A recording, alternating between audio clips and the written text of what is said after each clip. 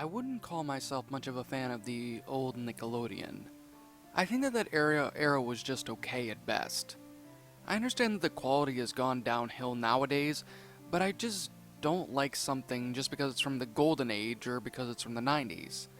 Nickelodeon was a channel with good shows regardless of what decade it was in. Speaking of Nickelodeon shows, I have to recall a story of what happened to me. I enjoy finding lost media, so I was usually impressed with my findings. My friend back in Orlando helped me salvage most of what we got. The files we found were usually lost recordings with higher quality or sometimes completely new, most of which we found had the quality of a VHS tape. You see, I had a knack for discovering things that nobody has ever seen before. It was pretty enjoyable for the both of us. However, one bit left us petrified more than proud. One day I'd received an email from my friend saying that he had found something. This is what the email said. "Hey buddy, you need to hear this. When I was rummaging around the internet, I found this link to some obscure website. This was the file that I got it from. Now listen, this is unlike anything we've ever gotten. Watch it at your own risk." Attached to the email was a video named nickmlaatr.mp4. I didn't really get why he was so shaken up by this file, but it made me curious. Looking at the file name brought back memories to me. My Life as a Teenage Robot was one of my favorite Nickelodeon shows alongside Ren and Stimpy and Rocko's Modern Life. In fact, I might even call it my most favorite out of the bunch. My memories made me more curious for what the video had in store for me, so I clicked on the file. It began with a countdown from 5 seconds in a dark turquoise color. After the intro played, my nostalgia came in like a tsunami. All throughout the theme song, I sat there grinning like a dummy until the title screen came up. The title card was pretty jarring. The background was of a dark red color that took up most of the lower part of the screen, with black on the top. The music was this deep ambient noise that sounded like if it was a higher being was watching me. The title read in black text, "Jenny Gets Trashed." When all this came on screen, I sure as hell wasn't smiling anymore. I knew that something was up. The episode started with Jenny sleeping on her bed. As the lights from the rising sun shone more and more on her, it stayed on the shot for a good 8 seconds until a sudden alarm blared into the room with red lights flashing, waking Jenny up. "Right after a good night's sleep?" she asked. Jenny flew outside of the window, and just as I expected, there was trouble. There was a horde of clustered droids threatening a group of people, about to exterminate them. As the usual action of the series began to unfold, I was yet again amused. It was fun seeing Jenny whoop all the droids. When the horde was weakened, Jenny mashed them up into one ball and swatted them away, like what she did in the intro. Then the bad shit started happening. Instead of landing on the ground or sent to the middle of nowhere, the ball of droids crashed into a building, exploding from the impact. The music abruptly stopped as the sounds of rambling debris kept going. It cut to Jenny as she stared in disbelief, her hands covering her mouth. After 10 or 12 seconds, people started crowding up on her, rebelling. I couldn't make out what they were trying to say, but all I know is that they sounded harsher than what I expected. "Guys, stop! It was just an accident! It was just an accident!" Jenny said as she was surrounded, shortly crying and sobbing afterwards. I noticed that the voice acting was a bit unnerving. Instead of the actors having fun with playing the scene from the script, it sounded a bit legit. It sounded as if the actors weren't acting anymore. It sounded as if they had just lost a loved one. This went on for 16 seconds until the screen faded to black. White text saying "1 week later" showed up on the screen, showing that a week had passed since the tragic incident. I paused to think on what was happening. I had no idea what I was watching. I mean, this seemed like a normal episode, but why did it get this dark just after 1 minute? The title, the accident, the voice acting, this seemed a bit too dark for the show. I was worried about how dark this episode was going to get after one chronological week. I clicked play, and the screen faded out into a shot of a junkyard. I noticed another thing that seemed rather uncanny. The art style seemed a bit more detailed than usual. The animators seemed to be putting on all their efforts into this episode. It cut to a close-up of a scrap pile, which Jenny was laying on, blacked out. She looked dirty and it was a bit damaged, like the rest of the garbage in the pile. She woke up after 5 seconds, groaning as she tried to regain consciousness. The animation looked a lot better as well. It seemed like this was made in Flash or Toon Boom. She tried to get out of the junkyard by using her rocket flight, but nothing happened. She then tried to access one of her weapons, but nothing happened as well. Her weapons and abilities were disabled. She then proceeded to wander the junkyard. The place was even bigger than most junkyards I've ever seen. It reminded me of the dead wasteland on Earth from WALL-E itself. Jenny looked around, trying to call for somebody. She at one point even said to herself that she was sorry about the incident that she had caused. The time shifted at night, and Jenny was sobbing again. The garbage in the junkyard now had a color scheme of light blue tainted with other original colors from the moonlight.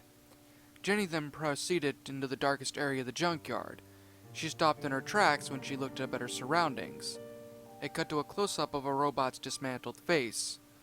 I paused in terror at what I had seen. Unlike the regular cartoony style of the robots in the show, this was different. The robot had holes where wires were coming out and was coming out of human-like eyes. The teeth also looked crooked as well, not to mention it was missing some. The fact that the art style was more detailed here made matters even worse. I clicked the play button and for 4 more close-ups of broken, mangled robot faces came on screen. A deep, rumbling, ambient sound accompanied the visuals. It cut to a close-up of Jenny's eyes, her pupils shaking in fear. After 3 seconds, the ambient music stopped, and with a thud, as Jenny ran out of the area screaming. Again, the voice acting sounded legit, so it was more of an actual scream. It faded into a view of a hill from earlier that night, the moon shining above it. Once the bottom of the pile was a hole with a light inside it. I assumed Jenny had built a home inside the scrap pile, and sure enough, it cut to her sitting alone inside with a lantern. The lantern's glass was broken for being thrown away and not being used. After 10 seconds, Jenny laid down on the ground and closed her eyes, crying and sobbing to herself to make herself go to sleep. Blue tears ran down her face as she cried. I felt really bad on the inside. If this episode was aired, this would sure have been one of the saddest moments of the entire show. I didn't mean to do it, Jenny said as she cried. After 15 minutes of her sobbing and finally getting some rest, the scene faded to black. The credits played. The green in the bottom of the background was replaced with dark red, and the blue on the top was black instead. The Jenny head outline now had a frown on its face, and the music was a sad piano tune composed of high notes that had a reverb effect to it. It summarized the dark, depressing nature of the episode well. Once the episode was over, I reflected. What was all that? The show wouldn't get this dark, would it? There was no possible way that Nickelodeon let someone finish this whole episode and not get fired once. I had several problems sleeping for 3 weeks because of it. This creeped me out not only for how dark the episode was, but for the mystery on the development. I mean, this couldn't be real, but it was. I didn't have the most joyful feelings that I get from receiving lost media for a period of time. Every time I discovered a lost video, I panicked internally. I fear what I could have witnessed from viewing it. I don't know what could happen. Fortunately, my friend calmed me down after a week or so. I still have this episode deep in my files somewhere, locked somewhere in containment. Normally I hear stuff about episodes like this being paranormal, like as if someone couldn't turn off the TV or whether unbelievable baloney these people made up. However, I kept this episode deep in my containment because it was real. I'm an eyewitness to Jenny gets trashed, but one thing is for sure though. I'm not going back to look for that sick fucked up stuff that we kept secret at Nickelodeon anymore.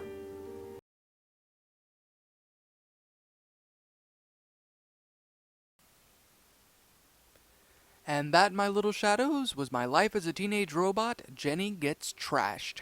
A My Life as a Teenage Robot Lost episode creepypasta. My final thoughts on the story? Pretty good creepypasta, to be honest. I mean, there were a couple of cliches within the story along in and of its own self that just really kind of made me facepalm a few times. But overall, though, the rest of the episode itself was actually pretty good, especially for a My Life as a Teenage Robot creepypasta, and probably one of the only ones there. That might change in the future, just be ready for that. But with all due sincerity, though, this episode played out in a rather interesting kind of way. What I genuinely found to be rather enjoyable about this specific episode was the fact of the matter that the episode, more or less didn't go into gore territory or things like that, and instead basically focused on like an incident that Jenny had committed by accident, and of course the town people wind up getting rid of her, in a sense, basically trashing her in a sense. Which, I mean, thinking about it, it's kind of screwed up. Especially given all the other robots and everything that were included in the junk pile. I mean, this really leaves a lot more questions in itself. Like, where did those robots come from? Were they robots as well that were meant to save the town but screwed up in one way and then proceeded to get thrown out afterwards? And more importantly, why in the world would they all turn on Jenny just from one accident that would happen? It just doesn't exactly seem to really fit well with the show's overall tone. I mean, I get it, it's a creepypasta, but still though.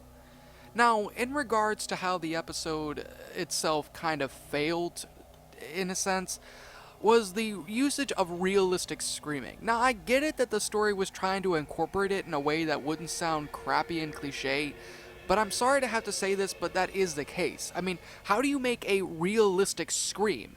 Many cartoon shows and things like that, whenever there is a scream, the scream is oftentimes genuine.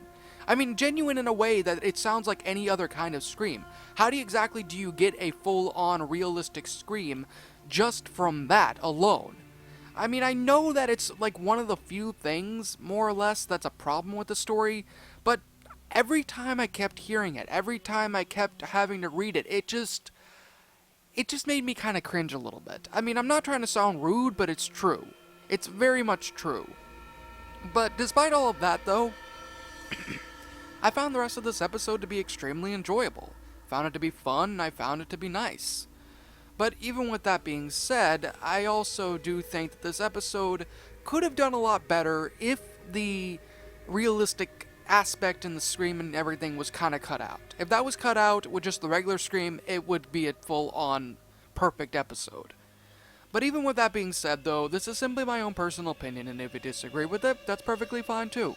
We're all entitled to our own opinions in regards to these creepypastas, and this is simply my own personal thoughts. My final rating of the story would have to be an 8 out of 10. It's a good creepypasta, very well detailed, very well made, and actually genuinely believable, but the realistic scream aspect thrown into the entirety of the story, the blood red aspect, at least occasional, like one or two times, just really kind of pushed the story away from me. I mean, it wasn't a terrible story, by no means was it a bad one, but it was a great story, but it just really could not have included that specific aspect. But ultimately, though, what did you guys think about this creepypasta? Did you guys enjoy it? Did you guys not? Also, what would you have personally done to help make the story a lot better? Let me know your thoughts down in the comment section below. I'm the Shadow Reader.